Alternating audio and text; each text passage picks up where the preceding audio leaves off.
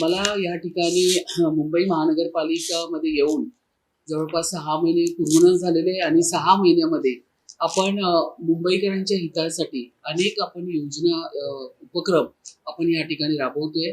जवळपास आपण या ठिकाणी 10 विषय जे मुंबई महानगरपालिकेमध्ये 100 विषय आपण मुंबई महानगरपालिकेच्यासाठी आपण उपक्रम आणले होते. त्यापैकी सर्वात महत्त्वाचा विषय आहे तो जेन नेक्स्ट फेलोशिप. आपली जी तरुण पिढी आहे, जी सुशिक्षित आहे परंतु त्यांच्या हाताला काम नाही आहे, असे आपले जे जेन नेक्स्ट आहे त्यांच्यासाठी आपण फेलोशिप या ठिकाणी सुरू केलेली आहे. तुम्हाला मी सांगते, इतका महत्वाकांक्षी असा फेलोशिप कार्यक्रम 2026ला आपण या ठिकाणी राबवतोय आणि त्या पद्धतीच्या आपण अधिकृत जाहिराती सुद्धा प्रसिद्ध केलेल्या आहे आणि ऑनलाईन अर्ज स्वीकारायला पण सुरुवात केलेली आहे. 19 ऑगस्ट पासून याची प्रक्रिया आपण सुरू करणार आहोत आणि या फेलोशिपच्या अंतर्गत आपण तरुण विद्यार्थ्यांना मुंबईच्या प्रशासकीय यंत्रणेमध्ये आणि धोरणात्मक प्रक्रियेमध्ये थेट काम करण्याची संधी आपण या ठिकाणी घेणार आहोत. तर या ठिकाणी ज्या ठिकाणी अर्ज सुरू करण्याची जी तारीख आहे ती 19 ऑगस्ट पासून आपण सुरू करणार आहोत आणि अंतिम तारीख आहे ती 31 ऑगस्ट. अतिशय चांगला उपक्रम मुंबईचे अध्यक्ष आपले अमित साटमजी यांच्या संकल्पनेतून तयार झालेली ही सूचना आम्हाला मिळाली होती आणि त्याच्यावर आम्ही काम करायला सुरुवात केली. मुख्यमंत्री या ठिकाणी फेलोशिप म्हणजे मुख्यमंत्री जेन नेक्स्ट फेलोशिप असं या अभियानाचं नाव आहे आणि या माध्यमातून आपण त्यांचे अर्ज स्वीकारायला सुरुवात केलेली आहे. तर या ठिकाणी निकष असेल, जी पात्रता असेल त्यांची कुठल्याही मान्यताप्राप्त विद्यापीठातून ही शाखेमध्ये पदवीधर झालेले हे विद्यार्थी असणे आवश्यक आहे. मग त्याच्यामध्ये त्यांची वयोमर्यादा असेल जवळपास 21 ते 26च्या दरम्यान आणि किमान 1 वर्षाच्या कामाचा अनुभवाचा तपशील आपण त्या ठिकाणी मागणी करतोय आणि ही जी इंटर्नशिप आहे ती आपण मुंबई महानगरपालिकेच्या माध्यमातून सुरू करणार आहोत. या प्रत्येक म्हणजे वॉर्ड निहाय असेल, हेड ऑफिसला असेल, प्रत्येक ठिकाणी आपण प्रत्येक विभागामध्ये एक आपण जो तरुण सुशिक्षित आहे तो आपण देणार आहोत. 61,500 एवढं महिन्याचं जे मानधन आहे हे या तरुण मुलांना मिळणार आहे.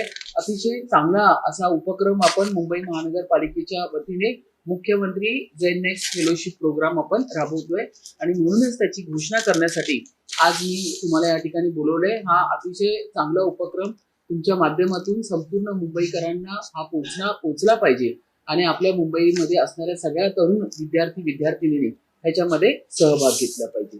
दुसरा विषय जो आहे आपण या ठिकाणी करतोय तो म्हणजे ज्या इमारतींना विविध तांत्रिक आणि किरकोळ त्रुटीमुळे भोगवटा प्रमाणपत्र म्हणजे मिळालेले नाही आहे, ज्यामुळे मग मुंबई महानगरपालिकेच्या वतीने असेल किंवा कुठल्याही आस्थापनाच्या वतीने ओसी मिळाली नाही, तर त्या इमारतीमध्ये राहणाऱ्या घरांना पाणी मिळत नाही, इलेक्ट्रिसिटी मिळत नाही, कुठल्याच गोष्टी त्यांना अप्लाय करता येत नाही.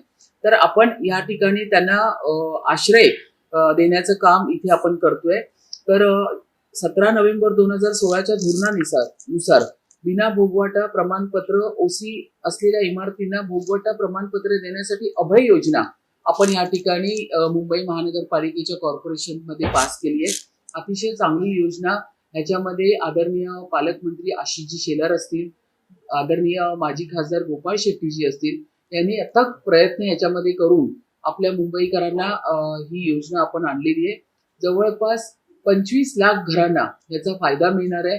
त्यांना पाण्यासाठी, इलेक्ट्रिसिटीसाठी, सगळ्या गोष्टीसाठी ह्याच्यामध्ये त्यांना मिळणार आहे. अभय योजनेमध्ये त्यांना अप्लाय करता येणार आहे. बऱ्याच ठिकाणी मुंबईमध्ये विकासकांनी बिल्डिंग्स बांधलेल्या आहेत, परंतु बिल्डिंग बांधल्यानंतर काही ह्याच्यामुळे ते निघून जातात, लोकांना घरं विकतात, पण नंतर लक्षात येतं की त्याला ओसीच नाहीये. तर ह्या योजनेच्या माध्यमातून त्यांना खूप मोठा दिलासा या ठिकाणी मिळणार आहे. निवासी इमारतीसाठी असलेली चौरस मीटर क्षेत्रफळाची मर्यादा हटवून मंजूर नकाशा असलेल्या सर्व निवासी इमारतींना भोगवटा प्रमाणपत्र देण्याची, तसेच व्यावसायिक इमारतीमध्ये केवळ शाळा आणि रुग्णालयापुरती मर्यादा न ठेवता सर्व प्रकारच्या व्यावसायिक इमारतींना सुद्धा म्हणजे खाजगी कार्यालय सुद्धा पण ह्याच्यामध्ये आली, त्यांना आवश्यक वैधानिक ना हरकत प्रमाणपत्र सादर केल्यानंतर भोगवटा प्रमाणपत्र देण्याबाबत सकारात्मक आपण चर्चा करून असा चांगला दिलासा आपण मुंबईकरातल्या घरांना आपण देणार आहोत. तर त्यामुळे मुंबईमध्ये जी काही आपण सरासरी संपूर्ण त्याची माहिती घेतल्यानंतर जवळपास अशी 25-30 लाख घरं आहेत ज्यांना अशा पद्धतीने बिना ओसी शिवाय राहावं लागते, पाण्यासाठी खूप त्यांना वनवन फिरावं लागते. प्रत्येक नेत्यांच्या दरवाज्यात जा, प्रत्येक समाजसेवकाला भेट, अशा पद्धतीचे बिचारे फिरतात आणि अशा पद्धतीने मुंबईमध्ये जवळपास 15-15, 20-20 वर्षापासून अशी लोक राहतात आहे. उबाटाच्या काळामध्ये 25 वर्षात त्यांनी अशा लोकांसाठी, मराठी माणसांसाठी कधीच हे काम केलं नाही. पण आज मला सांगायला खूप आनंद वाटेल की ही अभय योजना बिना भोगवटा प्रमाणपत्र, भोगवटा म्हणजे ओसी, बिना भोगवटा प्रमाणपत्र अभय योजना देण्याचं काम त्या ठिकाणी आपण असलेल्या महायुतीमध्ये भारतीय जनता पार्टी आणि शिवसेनेच्या माध्यमातून आपण या ठिकाणी मुंबईकरांना देतोय. तर ह्या गोष्टी मला इथे सांगताना फार आनंद होतो. त्याचबरोबर एक 66 आला होता, त्या अनुषंगाने प्रमाणाच्या बाहेर मुंबईमध्ये आपण बऱ्यापैकी व्हिडिओ बघतोय. काही व्हिडिओमध्ये दिसतंय लहान मूल शाळेत जाताना असेल किंवा एखादी महिला बाजारात जाताना असेल, एक मेजॉरिटी कुत्र्यांचा असा घुळका येतो आणि अटॅक करतो त्याच्यावरती. आणि त्यामुळे बरेच आपण जे तुमच्या मीडियाच्या माध्यमातून असेल किंवा मोबाईलवर असलेल्या एकेका व्हिडिओच्या माध्यमातून आपण हे पाहतो. त्यामुळे ही संख्या खूप वाढत चाललेली आहे. आपल्याला या ठिकाणी प्रत्येक प्राणी प्रेमी त्यांचा सुद्धा सन्मान ठेवून या ठिकाणी या पद्धतीचं कुत्र्यांचा वावर जर वाढला असेल आणि त्याच्यामुळे जर अशा पद्धतीने चावा घेऊन जर त्या लोकांना जखमी करण्याचं काम जर कुत्रे अशा पद्धतीत करत असेल तर रेबीज मुक्त मुंबई हा अभियान मी मुंबई महानगरपालिकेला राबवायला सांगितलेलं आहे. याच्यावरती लसी उपलब्ध करा, त्यांच्यासाठी मुंबई महानगरपालिकेच्या हॉस्पिटलमध्ये विशेष व्यवस्था करा, त्यांच्यावरती मॉनिटरिंग करा त्या रुग्णांवरती, कारण की 5 इंजेक्शन्स द्यावे लागतात आणि त्यानंतर पण रुग्ण हा कशा अवस्थेमध्ये आहे त्या पद्धतीचं मॉनिटरिंग जे आहे ते करण्यासाठी सुद्धा मुंबई महानगरपालिकेला मी या ठिकाणी सांगितलेले आहे. तर रेबीज मुक्त मुंबई हा अभियान राबवण्यासाठी मी आरोग्य डिपार्टमेंटला अशा पद्धतीचे विषय त्या ठिकाणी दिलेले आहेत. त्याचबरोबर मुंबई महानगरपालिकेमध्ये मग सायन हॉस्पिटल असेल, नायर हॉस्पिटल असेल, केईएम हॉस्पिटल असेल, आपण पाहतो की मुंबई शहर हे असं आहे की सगळ्यांना सामावून घेतं. या मुंबई शहरामध्ये फक्त आपण मुंबईकरांनाच नाही तर पूर्ण भारतामधून आलेल्या सर्व जे या ठिकाणी हॉस्पिटलमध्ये स्वतःचं निदान करायला येतात त्यांना आपण या ठिकाणी बोलवून त्यांच्यावरती चांगले औषध उपचार करतो, त्यांना आपण सांभाळतो. परंतु काही वेळा असं बघण्यात आले, मी स्वतः व्हिजिट करताना, की या हॉस्पिटल मधल्या ज्या कॉरिडॉरमध्ये पूर्ण नातेवाईकाचं कुटुंब त्या ठिकाणी बसलेलं असतं आणि त्यामुळे हॉस्पिटलची जी परिस्थिती, तिकडची व्यवस्था सगळी कोलमडली जाते.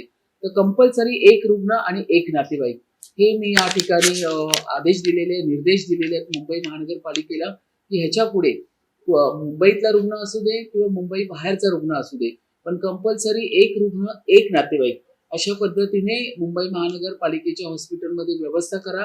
हवं तर त्यांना व्हिजिटिंग त्याचं कार्ड असतं ते त्यांना द्या, परंतु अजिबात एका नातेवाईकाच्या वरती अजून दुसरा नातेवाईक तिथे येऊन बसला नाही पाहिजे. अशा पद्धतीचे सुद्धा निर्देश या ठिकाणी मी मुंबई महानगरपालिकेच्या सगळ्या डिपार्टमेंटला दिलेले आहे. आणि सर्वात महत्वाचं म्हणजे आयुष्यमान कार्ड.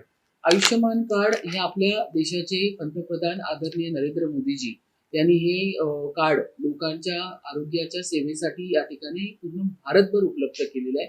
परंतु बऱ्याच ठिकाणी मी माझ्या व्हिजिटमध्ये पण नोटीस केलेलं आहे, बरेच रुग्ण ज्या ज्या ठिकाणी मी व्हिजिट करते हॉस्पिटलमध्ये तिथे ते माझ्याशी बोलायला पण येतात की मॅडम ये कार्ड है लेकिन हमको लिया नहीं जा रहा है, हे कार्ड असून सुद्धा आम्हाला सुविधा देत नाहीये. तर ह्याची माहिती घेतल्यावरती मला कळालं की कार्ड जरी हातात असेल तरी पुन्हा त्यांचे आधार कार्ड, त्यांचं पॅन कार्ड अशा पद्धतीचे विविध डॉक्युमेंट्स हे त्या नातेवाईकांकडनं मागितले जातात. आता ह्याच्या पुढे मात्र मी या माझ्या आरोग्य डिपार्टमेंटला मुंबई महानगरपालिका यांना मी त्याच्यावरती निर्देश दिले की ह्याच्या पुढे आयुष्यमान कार्ड जर त्यांच्या हातामध्ये असेल तर इतर कुठलेही डॉक्युमेंट्स त्यांच्याकडनं घेण्याची गरज नाहीये. कारण आपण आयुष्यमान जेव्हा आपण एखाद्याचं काढतो तर त्याचे ऑल डॉक्युमेंट्स व्हेरीफाय करूनच आपण त्यांना ते आयुष्यमान कार्ड दिलं जातं. त्याशिवाय ते आयुष्यमान कार्ड CSC केंद्रावर म्हणजे आपण जे पोर्टल आहे त्याच्यावरती ते पुढे जाऊच शकत नाही. तर अशी सगळी व्यवस्था आपल्याला आदरणीय पंतप्रधान नरेंद्र मोदी साहेबांनी दिल्यानंतर पुन्हा त्याच्यावरती फेर तपासणी करायची गरज नाहीये. तर आता मी प्रत्येक हॉस्पिटलला त्या पद्धतीचे निर्देश दिले की आयुष्यमान कार्ड असल्यानंतर विविध डॉक्युमेंट्स त्याची पाहायची गरज नाही. या उलट मी त्यांना असं सांगितलंय की ज्यांच्याकडे आयुष्यमान कार्ड आहे त्यांना तर तुम्ही ऍडमिट कराच, पण ज्यांच्याकडे आयुष्यमान नाही आहे कार्ड, तर त्याच्यासाठी मुंबई महानगरपालिकेच्या हॉस्पिटलमध्ये CSC म्हणजे कॉमन सर्व्हिस सेंटर ओपन करून त्या ठिकाणी त्यांचे डॉक्युमेंट व्हेरीफाय करा आणि त्या ठिकाणी त्यांना त्यांचं आयुष्यमान कार्ड काढून त्यांना हॉस्पिटलची सुविधा द्या. अशा पद्धतीचे सगळे जे उपाययोजना आहे हे ह्या मी हॉस्पिटलच्या ह्याच्यात करायला सांगितलेले आहे. त्याचबरोबर काल मी जोगेश्वरी ट्रॉमा रुग्णालयामध्ये पाहणी केल्यावरती त्या ठिकाणी त्यातल्या डॉक्टर्स नाहीये, त्याचा पाठपुरावा मी याच्यावर पुढे करणार आहे. मुंबई महानगरपालिकेच्या सगळ्या हॉस्पिटलमध्ये कंत्राटी पद्धतीने या ठिकाणी तांत्रिक जे काही टेक्निशियन्स असतील, नर्स असतील, वॉर्ड बॉय असतील, कर्मचारी असतील, इव्हन डॉक्टर सुद्धा यांना घेण्यात आलेले आहे. बऱ्याच कंपनी गेल्या 10 वर्षापासून या ठिकाणी कार्यरत करतात आहेत. तर त्यांच्याकडे गेल्यानंतर मला कळालं त्या कर्मचाऱ्यांना त्यांना विचारायला गेल्या 7-8 महिन्यापासून पगार मिळालेला नाही. आता ह्याच्यावरती विविध संस्था येऊन काम करतात. कधी SI केअर काम करते, कधी DS एंटरप्राइज काम करते. प्रत्येक जण आपला कॉन्ट्रॅक्ट संपल्यानंतर आपलं पेमेंट घेऊन निघून जातात, पण ते पेमेंट पूर्ण घेतात, पण त्या कर्मचाऱ्यांचा पगार मात्र देत नाहीये. ह्याच्यावरती ठोस उपाययोजना म्हणून ह्याच्या पुढच्या सगळ्या संयुक्त मीटिंग माझ्या त्या हॉस्पिटलमध्ये येणार. मी अजिबात माझ्या केबिनमध्ये बसून या पूर्ण जे आपल्या ह्याच्यावरती असलेले डेप्युटी अधिकारी असतील, AMC असतील, त्यांना मी हॉस्पिटलमध्ये बोलवणार, त्या कर्मचाऱ्यांना पुढ्यात ठेवणार आणि ह्यांचे पगार का तुम्ही दिले गेले नाही. ज्या संस्था याच्यावरती काम करत होत्या त्या संस्था तर निघून गेल्यात करोडो रुपयाचं बिल घेऊन, पण ह्या बिचाऱ्या गोरगरीब कर्मचाऱ्यांचे पगार मात्र ह्याच्यामध्ये तुम्ही थकवून का ठेवले. अशा पद्धतीची परिस्थिती जेव्हा मला फिरल्यानंतर बघायला मिळाली, ह्याच्या पुढे मात्र माझ्या सगळ्या मीटिंग्स आता त्या हॉस्पिटलच्या हॉलमध्ये मी घेणार, त्या कर्मचाऱ्यांना आणि त्याच्यासमोर त्या अधिकाऱ्यांना बसवून आणि हे कंत्राट त्यावेळी ज्या संस्थेला दिलं होतं त्या संस्थेच्याही लोकांना मी त्या ठिकाणी बसवून त्या कोविड पासूनचा त्यांचा जो पगार थकीत होता ते देण्याचं काम त्या ठिकाणी मी करणार आहे. तर अतिशय चांगले उपक्रम मुंबई महानगरपालिकेच्या माध्यमातून चालू आहे आणि हे उपक्रम फक्त ह्याचा जो भाग आहे झेड नेक्स्ट फेलोशिप असेल, मुख्यमंत्री झेड नेक्स्ट फेलोशिप अशा पद्धतीचे उपक्रम राबवून फक्त आम्ही बोलत नाही तर आम्ही करून दाखवतो. अशा पद्धतीची आमची जी कामाची तत्परता आहे मुंबईकरांसाठी ती आता आपण करतोय. फार मोठा उपक्रम आहे मुख्यमंत्री झेड नेक्स्ट फेलोशिपमध्ये. सगळ्याच विभागामध्ये तरुण मुलांना आपल्या काम करण्याची संधी मिळणार आहे. मुंबई महानगरपालिकेचा अनुभव या विद्यार्थ्यांना मिळणार.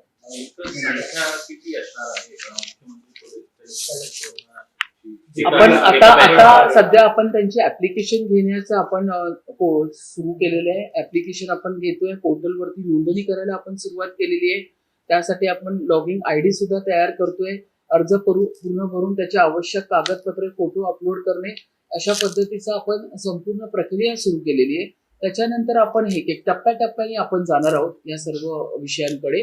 आणि सर्वात महत्वाचा विषय राहिला तो म्हणजे टाउन बिल्डिंग कमिटी, जो अतिशय माझा महत्वाचा विषय जो मी महापौर झाल्यापासून करते. सर्वात महत्वाचं सांगायचं म्हणजे टाउन बिल्डिंग कमिटीची ज्यावेळी स्थापना होणार होती त्याच्या पूर्वी जी प्रक्रिया असते की फेरीवाल्यांचे अर्ज घेऊन त्याच्यानंतर जी वोटिंग मतदान झालं त्या पेट्या गेले 3 वर्षापासून अशाच पडून राहिलेल्या होत्या. त्या आलेल्या बरोबर त्या ठिकाणी ॲफिडेव्हिट कोर्टामध्ये देऊन त्याचा मी रिझल्ट आणला. त्या पेट्या ओपन केल्या, त्याच्यावरती टाउन बिल्डिंग कमिटीच्या सगळ्या परिमंडळ मुंबई आणि परिमंडळ प्रमाणे संपूर्ण मेंबर्स आपण त्या ठिकाणी बसवले आणि संपूर्ण आता टाउन बिल्डिंग कमिटी तयार होऊन आता उपमुख्यमंत्री एकनाथरावजी शिंदे साहेब त्यांच्या टेबलवरती आता ती नोटिंग करण्यासाठी गेलेली आहे. कालच माझं त्यांच्या OSD बरोबर बोलणं झालं की किमान आपल्याला गणपतीपूर्वी तरी आपल्या फेरीवाल्यांना बसवावं लागणार. जास्त आपण त्यांचा वेळ आपण हे करू शकत नाही. त्यांनी ती फाईल नंबर मी त्यांच्यापर्यंत पोहोचवली. उपमुख्यमंत्री एकनाथरावजी शिंदे यांच्याकडनं नोटिफाय झाल्यानंतर आपण ही कमिटी पण फॉर्म करतोय. आणि कारण हा विषय मी तुम्हाला एवढ्यासाठी सांगते, हा अतिशय कळकळीचा प्रश्न आहे. पूर्ण फेरीवाले ह्या विषयाकडे कान लावून डोळे लावून बसलेले की आम्हाला कधी बसायला मिळणार आहे. तुमच्या मीडियाच्या माध्यमातून मी ग्वाही देते की तुम्ही काहीच काळजी करू नका. या ठिकाणी रिव्ह्यू मीटिंग्स घेणं, या ठिकाणी संपूर्ण झोनचे जे DMC आहेत त्यांना बसवून मी मीटिंग्स घेतलेल्या आहेत. टाउन बिल्डिंग कमिटी 100% 1-2 दिवसामध्ये DCM साहेबांकडनं नोटिफाय होऊन आमच्याकडे येणारच आहे. ती आल्यानंतर त्याच्यावरती ही कमिटी बसणार आहे. इन बिटवीन मी सगळ्या डीएमसीना सांगितलंय की प्रत्येकाने आपल्या झोनलमध्ये हॉकिंग झोन्स तयार करायचे, जेणेकरून वेळ जाणार नाही. आणि टाउन वेंडिंग कमिटी फॉर्म झाल्यानंतर त्याच्यावरती ती पूर्ण फायनल एकदा बघून ती आपण सुरुवात करणार आहोत. अशा पद्धतीचा पण एक विश्वास मी तुमच्या माध्यमातून माझ्या फेरीवाल्या क्षेत्रामध्ये काम करणाऱ्या लोकांना देऊ इच्छिते. तर त्याच्यावरती पण चांगलं काम चालू.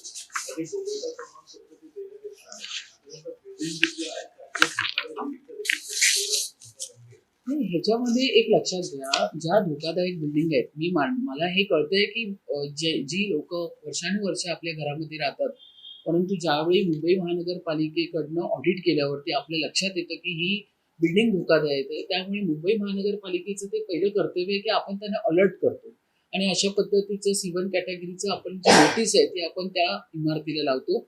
आपल्याला रहिवाशांना समजवायला वेळ लागतो, कारण की ते निघायला मागत नाही. परंतु जरी ते निघायला मागत नसतील तरी पण ते आपलं कर्तव्य आहे, कारण जर ती बिल्डिंग धोकादायक असेल तर पर्याय म्हणून आपण त्यांना शाळेची वर्ग देतो, व्यवस्था आपण कुठेतरी करायला लावतो, किंवा तुम्ही लवकरात लवकर ही रिडेव्हलपमेंट मध्ये जाऊन ही बिल्डिंग डेव्हलप करा, अशा पद्धतीचे पण निर्देश आपण त्यांना देतो. मुंबई महानगरपालिकेमध्ये ह्याचं पण प्रमाण जास्तच आहे. आणि हा जो पुरवठा प्रमाणपत्र आश्रय योजना आहे त्याच्यामध्ये आता सरासरी जवळपास 25 ते 30 लाख घर आहेत जी बिना ओसी शिवाय अशा पद्धतीने राहतात आहे. तर त्यांना हा फार मोठा दिलासा आहे.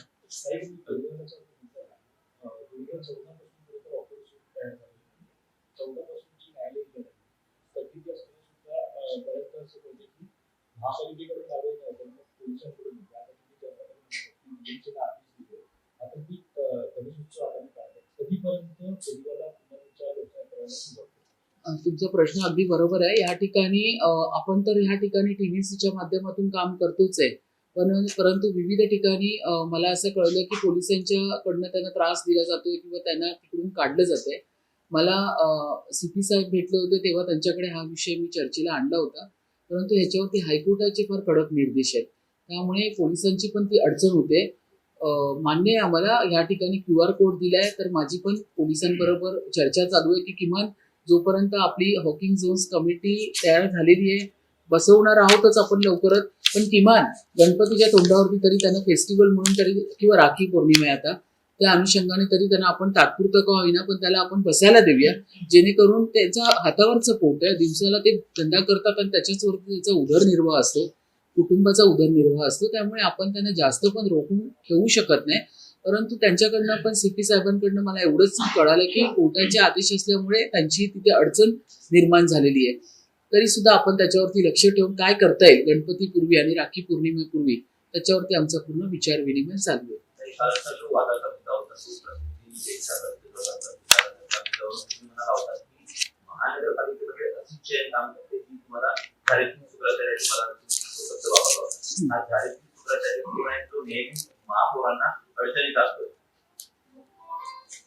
मी गेल्या 6 महिन्यापासून फक्त प्रामाणिकपणे काम करते. तुम्ही सगळे बघताय, मी लोकांना भेटते. मुंबई महानगरपालिकेच्या दालनामध्ये बसल्यानंतर जवळपास 100-125 लोक एव्हरी डे मला भेटायला येतात. तिथे नाही तर मी फील्डवरती असतं, लोकांमध्ये जाते, हॉस्पिटल फिरते, शाळांमध्ये जाते, विविध रस्त्याची पाहणी करते, झाडांची पाहणी करते, ज्या ज्या ठिकाणी घटना घडतात तिथेही जाऊन पोचते. आणि त्याच्यानंतर दुसरीकडे मी दिसते ते म्हणजे माझ्या दालनामध्ये लोकांमध्ये. त्यामुळे ह्या चौकटीच्या बाहेर जाऊन तर मी कुठे दुसऱ्या गोष्टीकडे माझं लक्ष नाहीये किंवा मी पाहत नाहीये. त्यामुळे माझ्या पाठीवरती कोण अशा पद्धतीचं काम करतंय याचं मला खरोखर आता शोध घ्यावाच लागेल. पण अशी म्हणूनच मी तो शब्द वापरला की या पद्धतीने झालेले शुक्राचार्य जे आपल्याला दिसत नाहीये, जे आपले वाटतात पण ते आपले राहून अशा पद्धतीने त्रास देण्याचा प्रयत्न करत असतात, तर ह्यांना आता शोधण्याची आता फार गरज आहे आणि ते शोधायला मी सुरुवात केलेली आहे. तर त्यांना त्यांचं काम करू दे. एक लक्षात घ्या, या ठिकाणी 4.5 वर्षानंतर भारतीय जनता पक्षाचा महापूर बसलेला आहे. 40 वर्षानंतर 4.5 वर्षानंतर इलेक्शन लागलेले आहेत. काही लोकांच्या खूप पोटामध्ये दुखतंय. 25 वर्ष त्यांची सत्ता होती, आज अचानक त्यांच्या मांडीखालचं पाठ निघालेलं आहे. अशामुळे ते पॅनिक झालेले आहेत.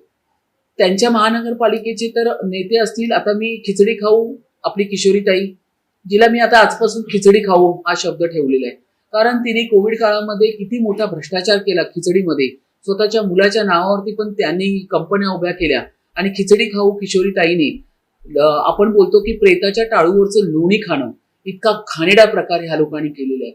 ज्यावेळी कोविडमध्ये दिवसाला संख्या येत होती, 100 लोक गेली, 150 लोक गेली, पीपीपी किटमध्ये पण त्यांनी घोटाळा केलेला आहे. अशा सगळ्या घाणेरड्या थराला जाऊन या उबाटाच्या सगळ्या त्या ठिकाणी सत्तेमध्ये असलेल्या लोकांनी घोटाळे केलेले आहेत.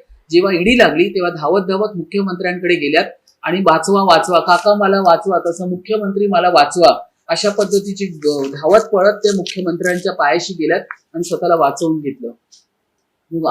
ईशान्य मुंबईचे खासदार किरीटबाई सोमय्या त्यांना अक्षरशः नाकीनं वाढलं होतं.